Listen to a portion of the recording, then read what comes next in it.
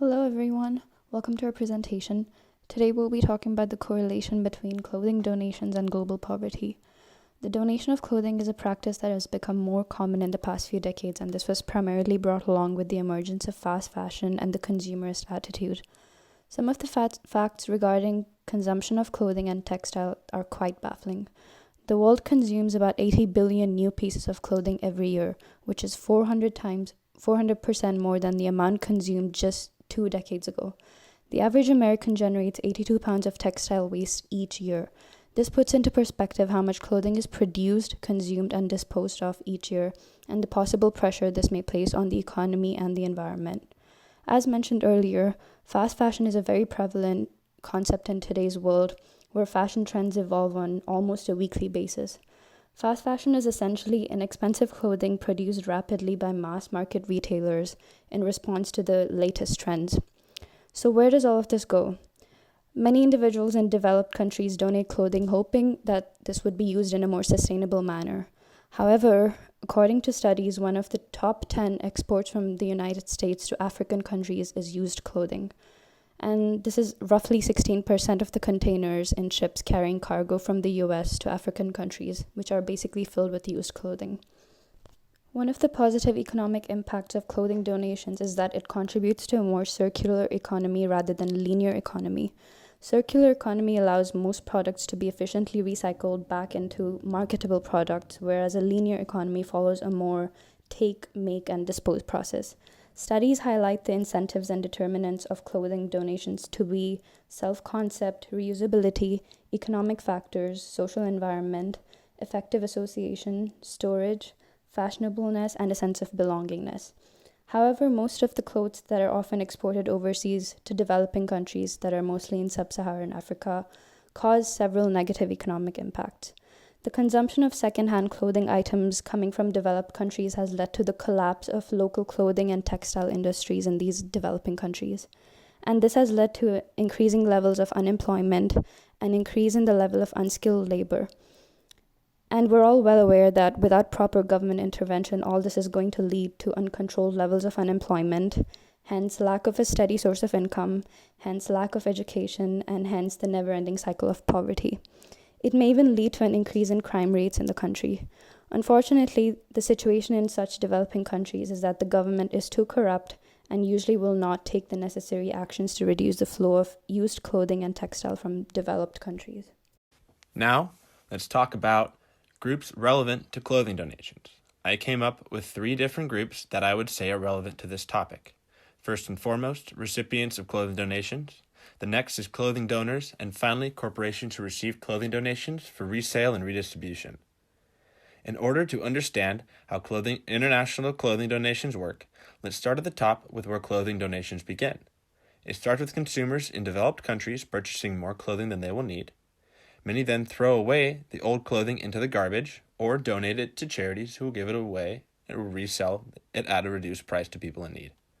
One incentive for clothing donations is tax deductions. With the middle class donating the most, from 2003 to 2005, clothing donations accounted for approximately 16% of all non-cash charitable deductions in the United States. However, the Pension Protection Act of 2006 included a statement that clothing must be in good condition to allow for these deductions. Furthermore, the effectiveness of this act is questionable. After clothing is donated to charities such as Salvation Army or Goodwill, approximately 20% of that clothing is actually sold in their stores. A few weeks after it arrives and is not sold, the clothing is then given to companies who process and recycle second-hand clothing. For example, the Transamerica's Trading Company collects clothing from second-hand stores in the New York City area. They process over 80,000 pounds of clothing each day, and they separate the clothing into groups.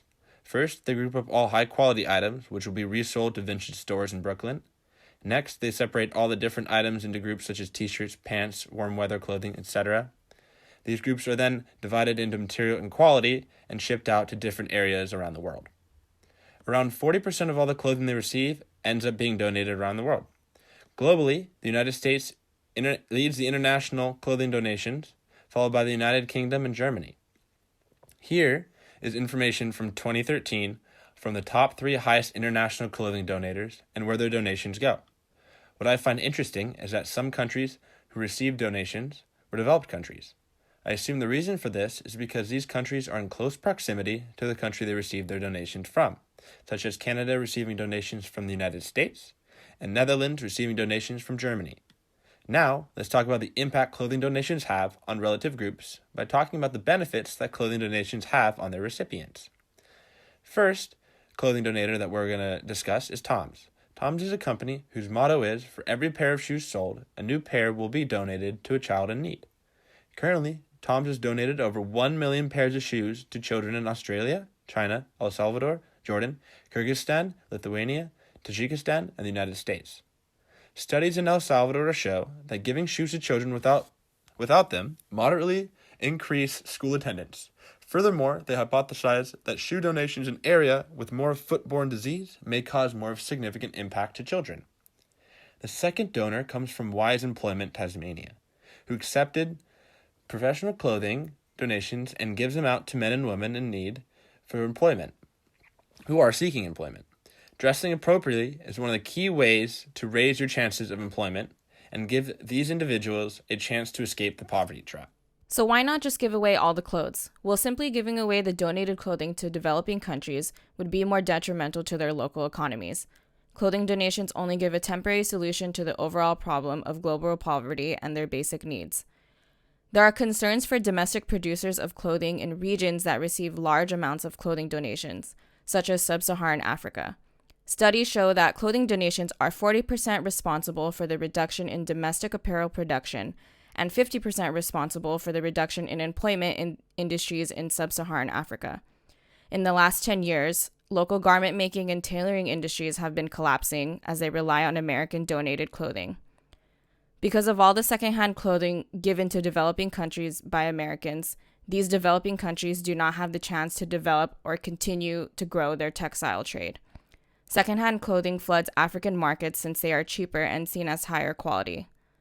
To put this into context, if somebody were to donate thousands of t-shirts to developing countries, those local t-shirt businesses would eventually go out of business. No one would buy from those businesses because they would have access to those cheaper or even free t-shirts.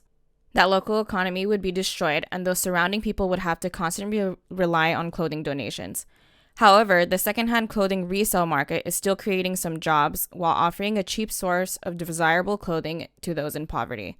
For example, approximately 81% of clothing in Uganda is secondhand. If the number of clothing donations is limited to approximately 0.1 kilograms of clothing per capita, studies show that domestic apparel production will start expanding again. Even though local clothing businesses won't continue to grow, the clothing resale market will be thriving. As long as Americans continue to buy, discard, and donate clothing at this rate, there will be a market in developing countries for our wasted fashion. India and several East African countries are moving towards a total ban on the sale of secondhand clothing. However, due to the largely diminished garment industries, this move for a ban will require renewed infrastructure, access to inputs such as cotton and other textiles, as well as support for reopening these factories. Another step we can take is to educate ourselves and recognize the effect that secondhand donations has on a global market. With a constant stream of cheap clothing from developed nations like the U.S., industries abroad struggle to compete. The constant competition stifles the development of alternatives to imported textiles. However, there are a multitude of solutions that we can take to help lessen the international impact of donated clothing. Firstly, find the right charity before donating your clothing. Do some research and find a local organization that gives back to the community rather than shipping the goods internationally. Use this opportunity to find out what kind of items local charities find most useful. Secondly, drop off donations personally. Take items to the charity of your choice, as opposed to leaving them in a donation bin. Delivering personal items ensures the supported charity will benefit from the donation. An added bonus is dropping off items helps charities to minimize transportation costs. Donate only what charities need. If items are worn out or old, Organizations will have a hard time repurposing them. Try to donate only items that are usable. If you are unsure what charities are looking for, contact the charity and find out. Recycle and repurpose. If clothing is unsuitable for donation, try to find ways to reuse and repurpose them in daily life. For example, old t-shirts can easily become dish rags, cleaning cloths, and more. Finally, donate funds rather than clothes. Sell personal items and donate the proceeds to an organization of your choice. That organization will save valuable time and resources that it would have used to process and resell the donated items. Thank you, and this concludes Group 5's presentation on clothing donations and global poverty.